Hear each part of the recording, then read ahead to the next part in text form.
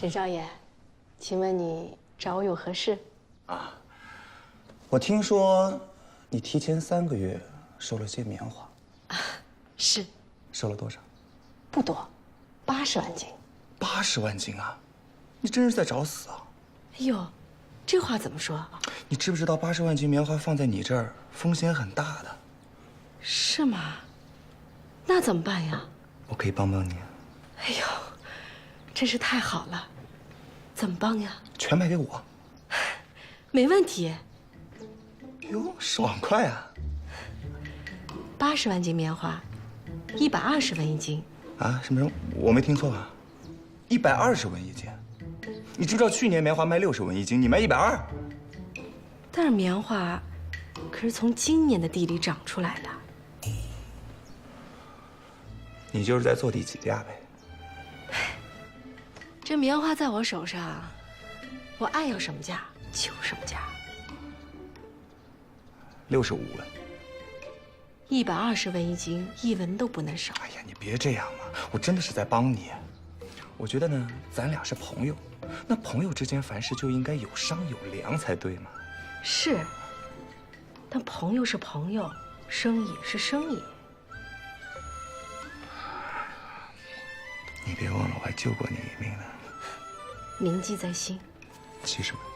120文。周莹，啊，你别以为全观众就你一个人有棉花。我们走。这关中还就只有我一人有棉花。不行，人家东院已经付了定金，这片地的棉花都是人家的了。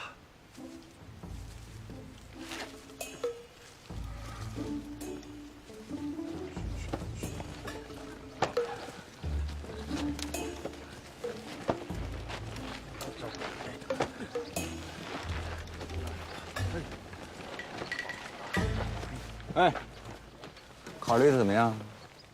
二少爷，这多赚钱是个好事儿，可今年我跟东院签了契约，今年所有的棉花都得卖给人家。要是卖给其他人，卖多少斤就得每斤100文倒贴给人家。李长，哎，李长，帮我好好想一想啊，这附近还有哪一家是没把棉花报给吴家东院的？这品相稍微好一点的，都定了，一家都不剩了。不剩。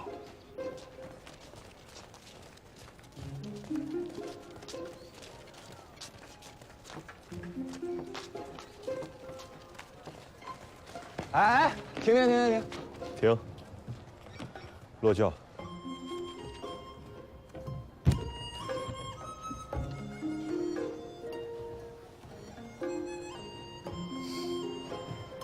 沈少爷，有何指教？这样吧，70文，一斤让你赚5文。120文。75。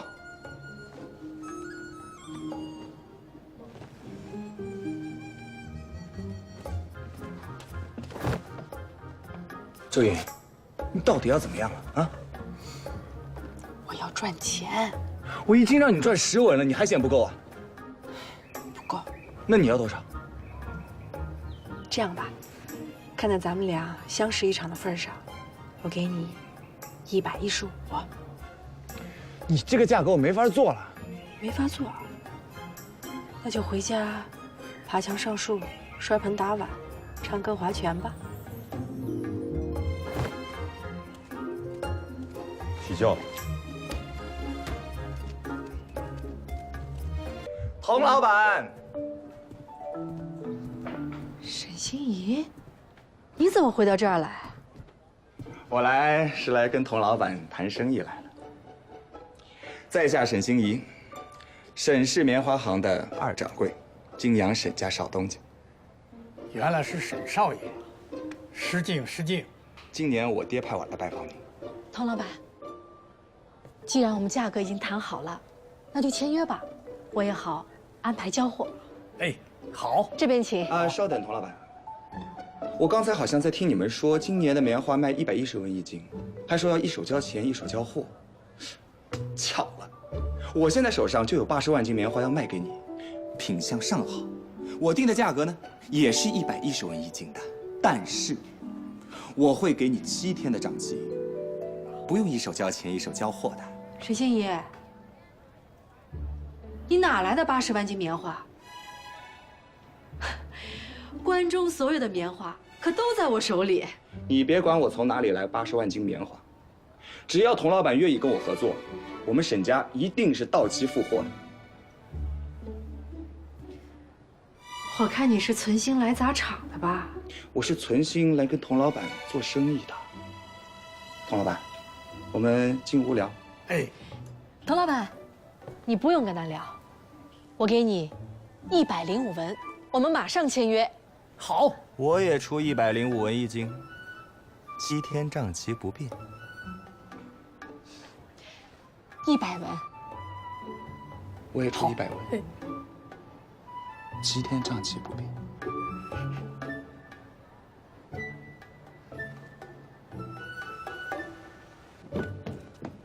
哎！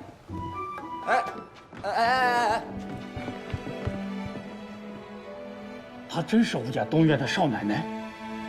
如假包换。哎，男女授受不亲啊！放手啊！放手！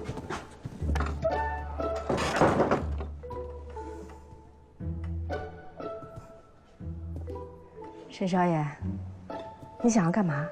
你不让我做成生意，我就不让你做成生意。你觉得你这招管用吗？目前看来挺管用的。大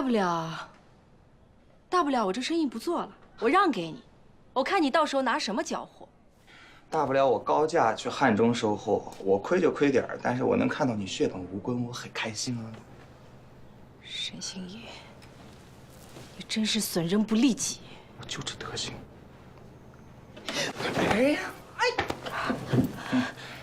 你要想撵我走呢，倒是有一招啊，把你所有的棉花80文一斤卖给我，我再100文转给童老板。做梦去吧你！哦，既然你要这么说的话，你出多少钱我就出多少钱，我还比你多一个账期。我相信人家童老板怎么都是选我不选你的。哼，你能给账期，难道我就不能？你还真不能。我都已经打听完了，你跟人家棉农呢，只是付了一些定金而已。人家一旦交货，3天之内你必须要付清全款，否则你要双倍赔偿。你地都当了，哪来的银子呀？所以你要跟童老板一手交钱一手交货吗？哎，你就不要那么固执了啊！趁现在棉花出价还不算低，把所有棉花卖给我，否则我跟你血拼到底啊！哎呀，你想想看啊，65文一斤进的棉花，80文一斤卖给我，从我这你就挣15文了，加在一起轻轻松松1万多两银子到手了。我辛辛苦苦3个月，才赚15文，你一转手就能赚20文。要分级过秤打包装车，不要成本的，5文都不止啊！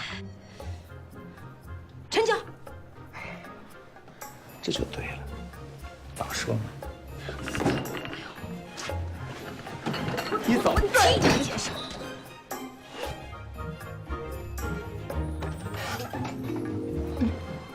你又踢我你！童老板，我退出，接下来的事情你和沈少爷聊吧。这是怎么回事啊？啊，没事，童老板，我们继续聊我们的生意。还没完呢。是还没完呢，我们还有个赌局呢。童老板，